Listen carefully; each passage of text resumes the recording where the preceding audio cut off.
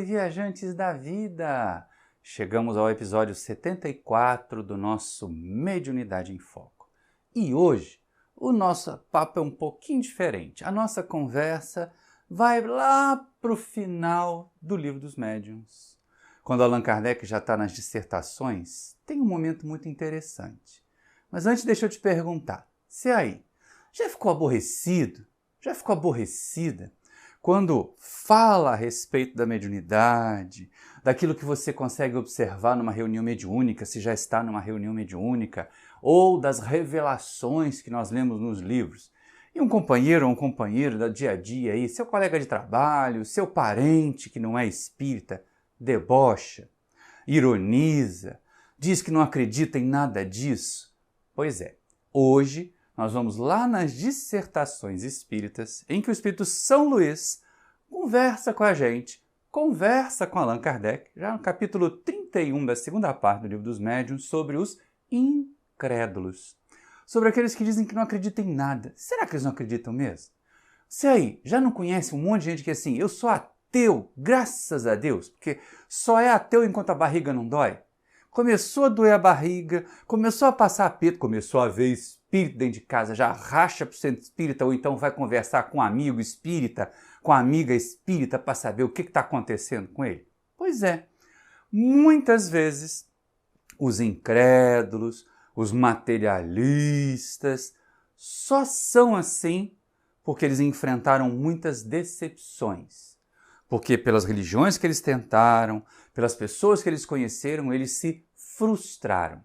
E se frustram com eles mesmos. Às vezes, querem ser assim porque admitir um lado espiritual em si mesmos ia causar uma confusão danada em relação ao comportamento que têm, em relação ao jeito que escolheram viver. Então, o nosso querido Emmanuel, aqui agora, ó, no livro Seara dos Médiuns, traz um capítulo especialíssimo, capítulo 33, intitulado Incrédulos. Olha só que coisa interessante, né? Tem o mesmo título dessa conversa nossa.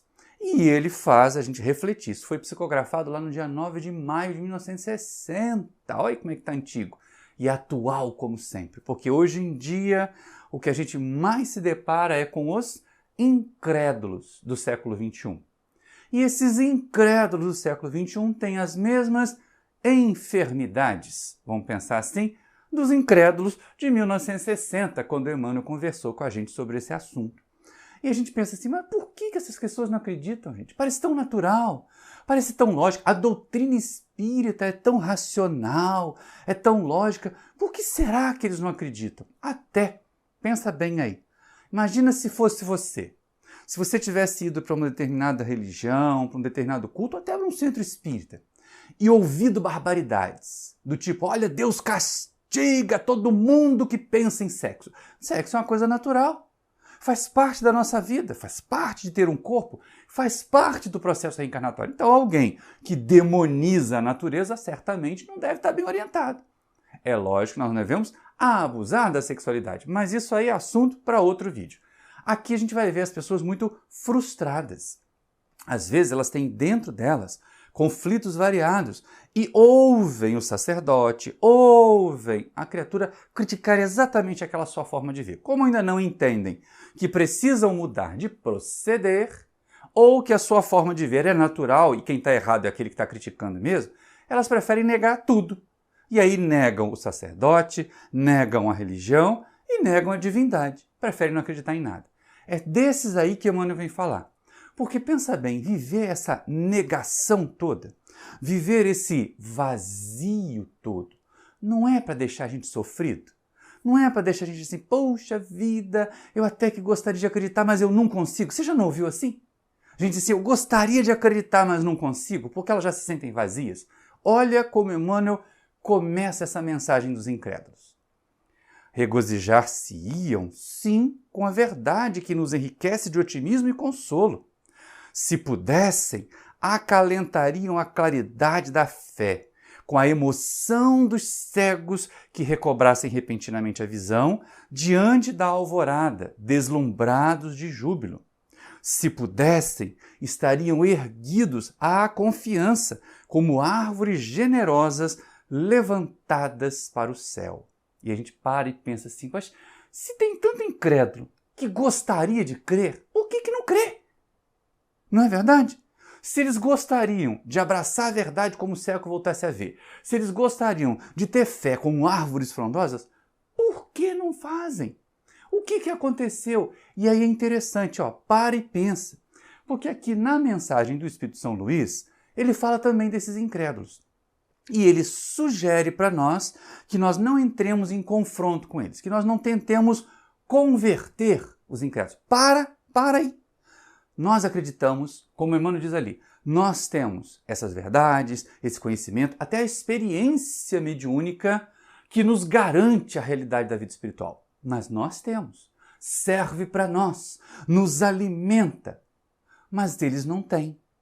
E aí ficar tripudiando muitas vezes, ou tentando forçar a acreditar alguém que não tem as experiências, que não tem o conhecimento que nós já conseguimos, é crueldade com eles, é falta de caridade, uai. E é exatamente isso que o Espírito São Luís fala aqui, para a gente não ficar tentando. Não ficar tentando impor, não ficar tentando convencer, não ficar tentando converter. Mas ao contrário, se nós queremos que os outros, aqui São Luís, se nós queremos que esses aí, que dizem que não acreditam em nada, passem a perceber aquilo que nós acreditamos. Veja bem, não é querer que eles acreditem. Vamos ter um cuidado, vamos ter empatia aqui. Vamos ver com Emmanuel que essas criaturas podem estar num estado de sofrimento. Mas, se nós quisermos, diz São Luís, que eles pelo menos comecem a perceber que aquilo que nós acreditamos faz bem para nós, pode ainda não fazer bem para eles, mas faz bem para nós, não vai ser impondo, vai ser vivenciando, vai ser dando exemplos, vai ser sendo generosos, para que eles possam ver no nosso dia a dia o bem que a doutrina faz para nós, o bem que esse conhecimento, que essa certeza da imortalidade, que esse júbilo da fé, que essa confiança de que nós não vamos deixar de existir, da imortalidade em nós, traz para nós de bom. Para nós. Então, muitos querem, mas não conseguem. E por que querem, mas não conseguem? A gente até falou no começo, né? Se frustraram, encontraram sacerdotes equivocados, encontraram gente de centro espírita maluco, que fala bobagem, que manda todo mundo para o umbral, que fala das coisas naturais da nossa vida como se elas fossem demoníacas. Pois é, essas criaturas causam decepções. E aí o que acontece?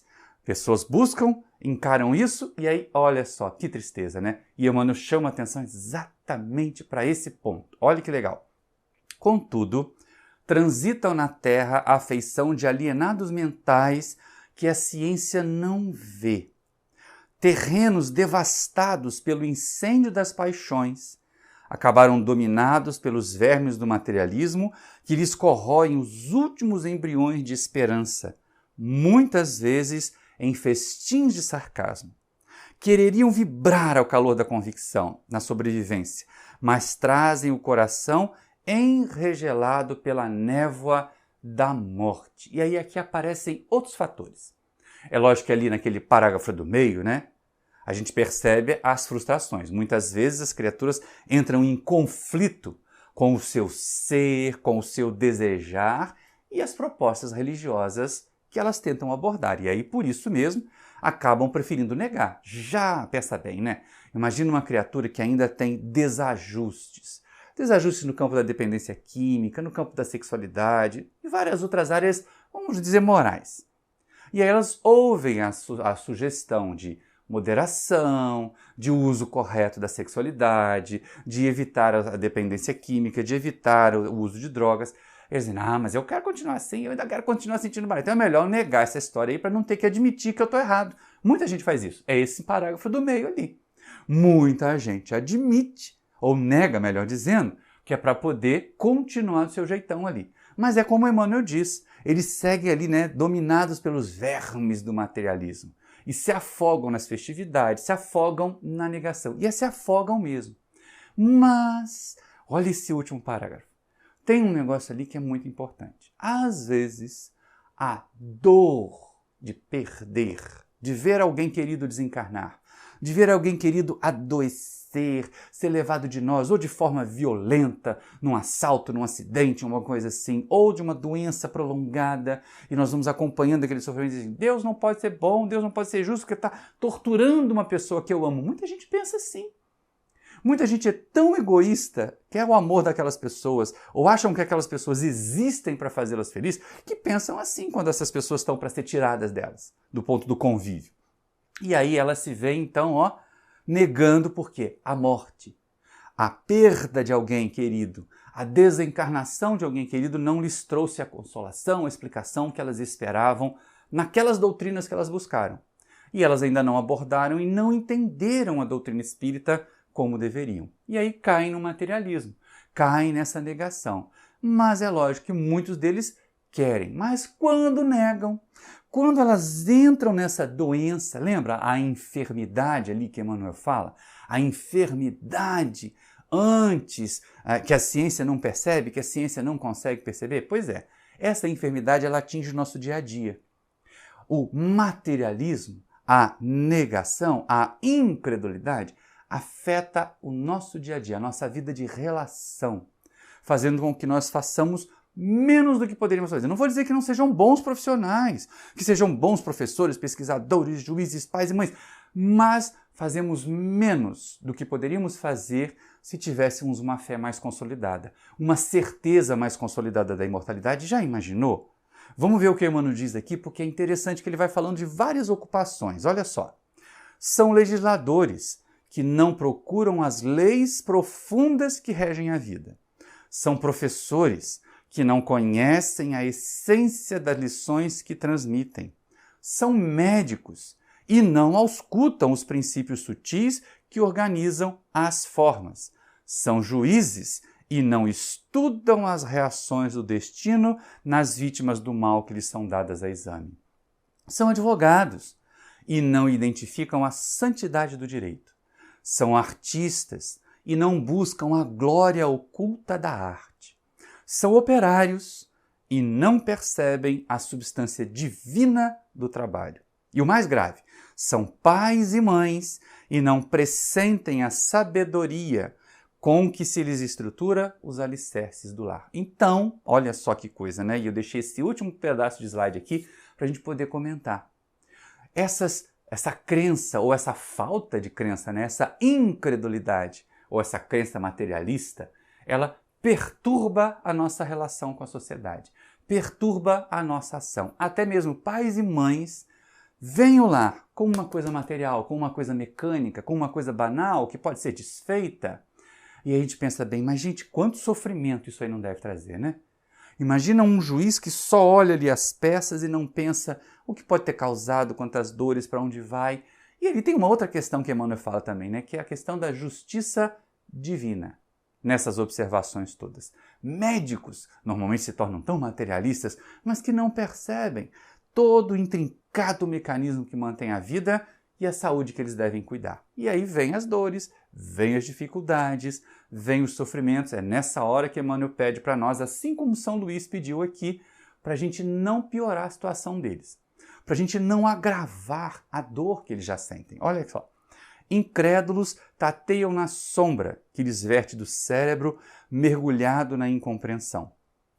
Não lhes agraves os padecimentos com palavras amargas, injuriando-lhes as opiniões, mais abriremos as feridas que lhes sangram no peito. Exatamente igual que São Luís fala aqui. Para nós não ficarmos impondo, nem debochar, você é um materialista, vai cair no nada. Será mesmo? Ou é ateu, graças a Deus? Até esse debochinho do ateu, graças a Deus, é comprometedor. Então a recomendação do Emmanuel é que nós não debatamos. Não vamos ficar aí debatendo com os materialistas. Não vamos ficar tentando impor a nossa forma de ver, de crer aos incrédulos. Porque a gente tem a ferramenta da mediunidade. Nós estamos num pamphlet sobre mediunidade. Muitos que estão aqui assistindo têm a experiência do intercâmbio mediúnico. Eles não têm. Eles não viveram isso. Eles estão encaixotados dentro de um corpo físico, achando pior que eles são o corpo físico e temendo que esse corpo físico desapareça, adoeça e, de alguma forma, eles, que acham que são só o corpo que têm, deixem de existir.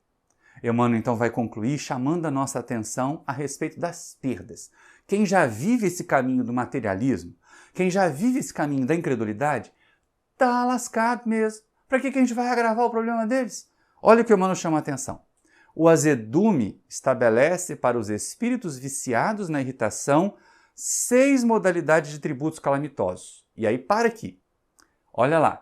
Esse azedume não é só o deles, não. Tá bem que crer ou não crer em nada, melhor dizendo, né? Ser um incrédulo da imortalidade pode causar e deixar a nossa vida bem azeda. Mas às vezes esse debate, essa encrenca que a gente quer criar com eles, de convencê-los a todo custo de que a realidade espiritual existe, de que a mediunidade é uma ferramenta, de que nós não somos doidos, porque também a gente fica às vezes querendo convencer os outros para eles acreditarem como a gente, para eles não ficarem dizendo que a gente é doido de falar com o espírito, né? Liga para isso não. Use a sua faculdade mediúnica. Use o seu conhecimento da doutrina espírita para fazer o bem, como São Luís fala aqui. E deixa os incrédulos. Porque se a gente ficar azedando as relações, olha as perdas. A perda do trabalho, a perda do auxílio, a perda do equilíbrio, a perda da afeição, a perda da oportunidade e a perda do tempo. Poxa vida, ficar azedo, ficar no debate, ficar tentando convencer os outros e deixar de viver faz a gente também, tá, gente? Não é só eles, não. O que o Emmanuel está falando ali é para nós não gastarmos tempo, não gastarmos o trabalho que a gente pode realizar, não gastarmos a oportunidade de ajudar os outros, não gastarmos o nosso equilíbrio, que de vez em quando a gente fica tão aborrecido, a gente fica tão bravo querendo convencer os outros que se desequilibra e que sintoniza com o espírito atrasado. Que às vezes sintoniza com os obsessores daquelas criaturas, que faz com que elas resistam mais ainda. A perda da afeição, quantas amizades são desfeitas? Porque uns têm uma religião e outros têm outra. Nós vivemos um período de tanta intolerância aí, imagina então com relação aos incrédulos. A perda da oportunidade e a perda do tempo. A pior de todas, né? A perda do tempo. Está gastando tempo à toa da sua vida, querendo convencer quem não quer ser convencido, ou então quem já está sofrendo muito com essa incredulidade que tem. E não é isso que propõe para nós Emmanuel, não. Emmanuel quer que a gente siga fazendo, fazer igual São Luís propôs aqui, que a gente siga trabalhando, porque é pelo exemplo que a gente vai convencer e fazer o bem. Olha só que interessante. Diante deles, nossos irmãos que se tresmalharam na irresponsabilidade e no desespero, desdobremos a abnegação, a tolerância e a caridade, multiplicando as obras da educação e os valores espontâneos do bem. Porque toda criatura que nega a paternidade de Deus e recusa admitir a existência da própria alma está carecendo de socorro no hospital da oração e no abrigo do bom exemplo. Então, assim como São Luís, Emmanuel nos pede não debater, não agravar, tentando convencer, tentando converter, menos ainda, produzindo fenômenos mediúnicos achando que nós vamos converter. Por que que esse texto caiu numa playlist sobre mediunidade? Porque muita gente acha que pode converter ou convencer os outros produzindo fenômenos mediúnicos. E aí causa mais confusão, mais desencontro mental ainda do que antes. Qualquer criatura, como ele diz ali, que nega a existência de Deus, que se sinta desprotegida, desguarnecida. Não ter a percepção de alguém superior que cuida de nós deve ser muito cruel. Já é muito difícil viver assim. E também que nega em si mesmo a própria alma, está mais candidato ao hospital da oração e ao abrigo do bom exemplo. Então, seja bom exemplo. Faça orações, mas não fica tentando converter os outros. Não gaste o seu tempo tentando converter o incrédulo, quando há tanta gente boa querendo ser convencida, querendo aprender. Não é nem ser convencida, não. Querendo aprender. Elas vêm de boa vontade.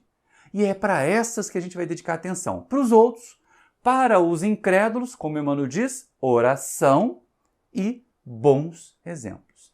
Espero que você tenha gostado dessa nossa reflexão. Ela é interessante, ela não diz respeito à prática mediúnica propriamente dita, mas diz respeito a não fazer fenômenos para converter os incrédulos, porque isso não vai dar certo, e a olhar aos incrédulos com mais carinho, com mais piedade. Então eu espero que você tenha gostado. Se gostou, pega o link e compartilha. compartilha o link desse vídeo para a gente levar essa mensagem mais longe.